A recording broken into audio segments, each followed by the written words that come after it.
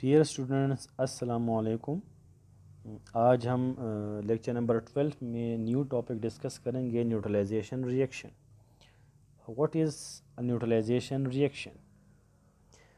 Reaction that occurs between an acid and a base. पहले भी हमने लेक्चर्स में इसको डिस्कस किया है कि वो रिएक्शन जो एसिड और बेस के दरमियान हो उसे हम कहते हैं न्यूट्रलाइजेशन रिएक्शन। और आपको मैंने कहा था कि एसिड बेस के रिएक्शन को हम न्यूट्रलाइजेशन रिएक्शन क्यों कहते हैं। इसलिए कहते हैं कि एसिड का जो पीएच होता है वो न्यूट्रल नहीं होता, 7 से कम होता है, 0 तक। जो बेस का पीएच होता है वो 7 से ज़्यादा होता है, वो भी न्यूट्रल नहीं होता, 8 to 14। ठीक है, जो न्यूट्रल पीएच होता है वो 7 पे होता है, जिस तरह वाटर का है। तो जब कोई एसिड बेस आपस में रिएक्शन करते हैं और साल्ट और वाटर बनाता है, तो साल्ट और वाटर की जब हम पीएच मालूम करते हैं तो वो 7 होता है, न्यूट्रल होता है। तो मतलब ना ये एसिडिक होता है ना ये बेसिक होता है। तो चूंकि एसिड और बेस का जो प्रोडक्ट हमारे पास साल्ट और वाटर आता है, चूंकि वो एक न्यूट्रल सोल्यूशन होता है, that is why the reaction of acid and base is called a neutralization reaction. ठीक है, और ये एग्जांपल मैंने आपको पहले भी लेक्चर्स में ये दिया हुआ है। HCl plus NaOH, HCl acid हैं, NaOH बेस हैं। जब ये रिएक्शन करते हैं हमारे पास बनता है NaCl plus H2O। NaCl salt हैं और H2O वाटर है। तो ये बात हमेशा याद रखें, जब भी न्यूट्रलाइजेशन रिएक्शन होगा हमेशा एक साल्ट बनेगा और एक हमारे पास वाटर बनेगा। ये जो दो प्रोडक्ट्स हैं साल्ट और वाटर, ये हमेशा न्यूट्रलाइजेशन रिएक्शन के प्रोडक्ट्स होंगे। ठीक है,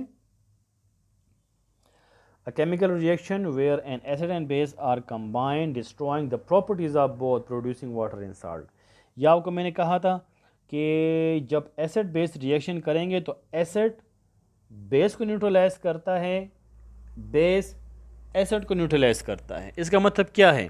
इसका मतलब ये है कि एसिड जो है वो बेस की बेसिडिटी को डिस्ट्रॉय करता है, बेस जो है वो एसिड की एसिडिटी को डिस्ट्रॉय करता है, ख़त्म करता है। तो इसलिए जो हमारे पास रिज़ल्ट आता है, जो हमारे पास जो सोल्यूशन आता है साल्ट और वाटर का, वो हमेशा एक न्यूट्रल सोल्यूशन होगा। ठीक है, इसलिए हम कहते हैं कि दैट इज़ न्यूट्रलाइजेशन। अब ये होता कैसा है, न्यूट्रलाइजेशन का प्रोसेस कैसे होता है? फॉर एग्जांपल हमारे पास एक एसिड है HCl, एक उसका हमने एक्वस सोल्यूशन बनाया है। जब आप इसको एक्वस सोल्यूशन बनाएंगे तो H प्लस और Cl माइनस आयोनाइज हो जाएंगे।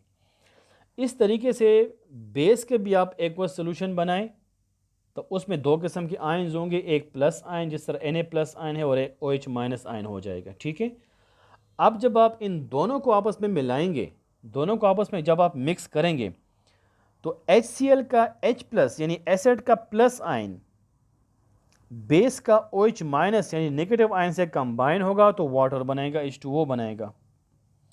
और साल्ट जब बनेगा तो उसमें एसिड का माइनस आयन यानी Cl माइनस यहाँ पर जो है, और NaOH का जो प्लस आयन यानी यहाँ पर जो Na प्लस हैं, ये दोनों कंबाइन होंगे तो NaCl बनेगा। ठीक है, मगर चूंकि ऑलरेडी वाटर बन चुका है तो जब वाटर बन जाएगा तो उसके अंदर ये साल्ट जो होगा ये कंबाइन नहीं होगा, ये आयोनाइज होगा, ये डिसोसिएट फॉर्म में रहेगा, आयंस के फॉर्म में रहेगा।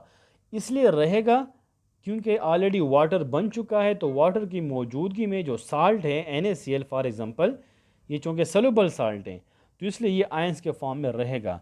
तो नॉर्मली रिएक्शन तो हम इस तरह लिखते हैं कि H2O प्लस NaCl, लेकिन जो NaCl होता है एक्चुअली वो आयंस के फॉर्म में रहता है। ठीक है, ये कुछ और एग्जांपल्स हैं।